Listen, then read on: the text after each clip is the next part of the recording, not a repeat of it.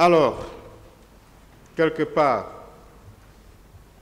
il y a un rapport national qui a été produit par une commission d'enquête nationale. Il y avait des nationaux et des étrangers.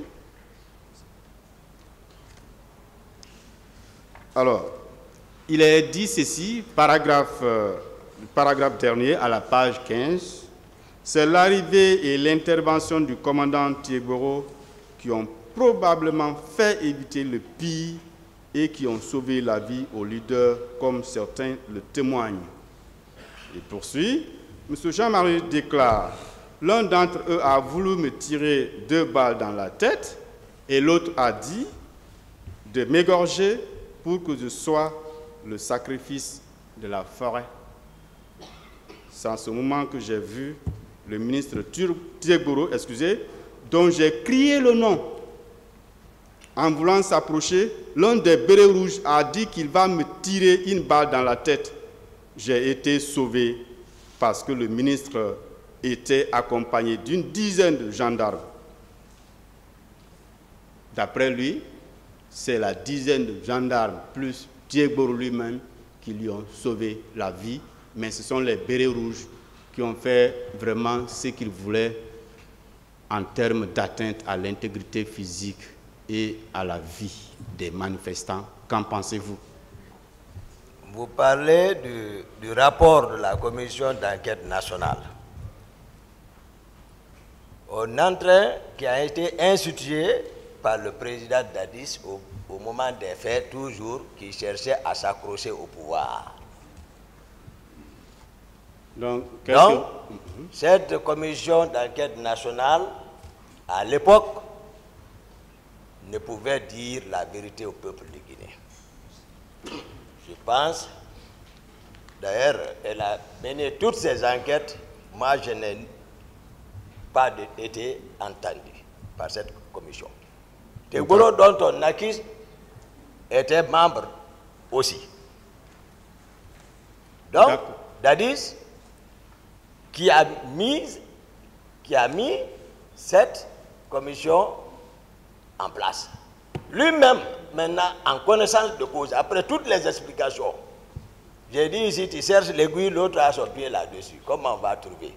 La conclusion définitive est que, je retiens la conclusion définitive, au moment où j'étais recherché, on dit c'est Toumba et les leaders politiques.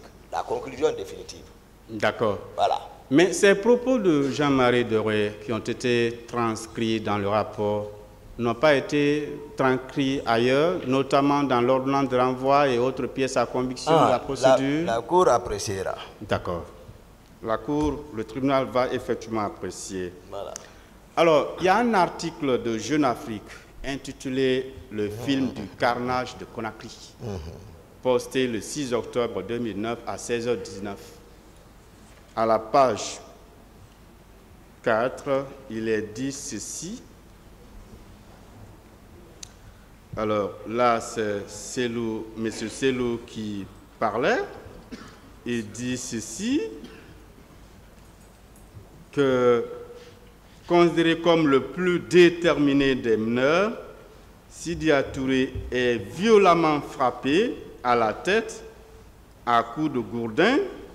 Il se retrouvera avec 5 points de suture par un militaire qui lui hurle « Je vais te tuer, je vais te manger ».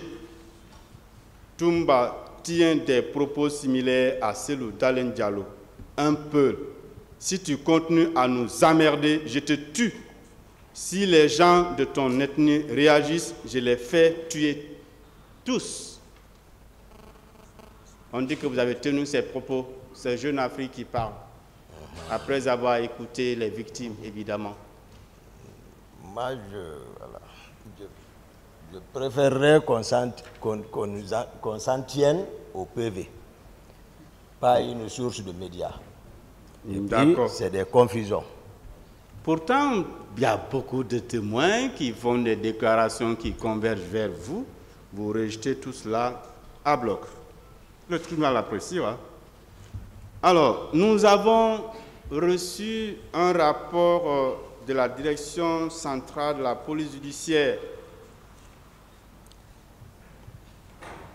Au niveau donc de ce rapport, à la page 4, il est dit ceci,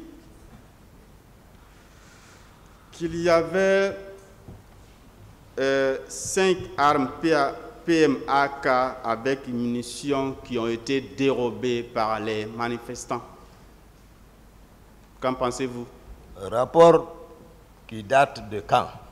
Ce rapport date, excusez, je n'ai pas vu la date en bas, on nous a donné, mais c'est écrit procédure numéro 192 bis DCPJ DIC 2009. D'accord, relative aux événements du 28 septembre 2009, avec photo à l'appui. Dadis était encore au pouvoir, c'est la même machine. C'est-à-dire qu'au commissariat de Bellevue, on avait subtilisé 5 armes PMAK. Vous n'avez pas appris au moins cette nouvelle après que les manifestants aient saccagé, ils ont subtilisé 5 PMAK. Je dis c'est la même machine qui était là, toujours, voilà, faire croire que c'est les manifestants qui ont fait ça, Couvrir les infiltrés et autres de Kalea. C'est ça la réalité. D'accord. Voilà. Pour Kalea, on en a déjà parlé. Oui. Et le commandant a été renvoyé, alors a bénéficié d'une ordonnance de non-lieu. Donc ce n'est pas la peine d'en parler. Le rapport dit ceci. Désormais, cette foule de manifestants ayant dans ses rangs les armes enlevées au commissariat central d'Ixi est devenue de plus en plus violente avant d'arriver à l'esplanade du stade du 28 septembre avec les cris. C'est-à-dire les manifestants, après avoir subtilisé les armes, se sont confondus à la foule et partaient vers le stade, d'après le rapport. Qu'en pensez-vous? Moi, je n'ai pas connaissance de ça. D'accord. Voilà. Mon passage au stade, j'ai été clair, j'ai expliqué. Donc, je ne suis pas non seulement un reporter pour filmer les choses. D'accord. Au niveau du commissariat du stade, on parle aussi de 9 PMAK avec munitions. Alors, il conclut en disant soit un total de 45 armes pour les 2 commissariats de police. Les numéros de ces armes n'ont pu être relevés à cause de la destruction et le vol des registres d'armement par les manifestants. Qu'en dites-vous?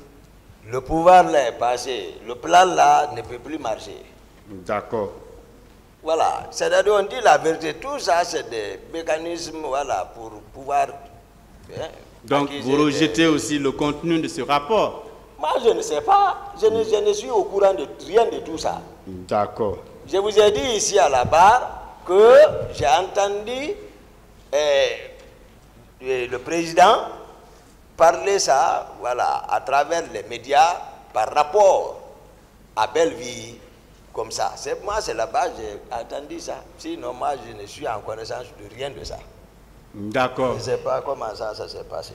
Alors, dans le lot de pièces communiquées, vous avez accordé une interview à RFI et c'est M.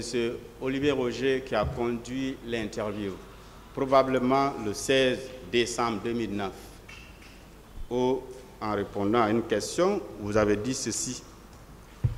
Bien sûr, oui, je suis ouvert à tout. Je demande au général Sekouba Konanté de me gracier par rapport aux événements du 28 septembre, parce que je dis bien, on s'est rendu au stade du 28 septembre, mais c'était sous l'ordre du président de la République et même eux le savent.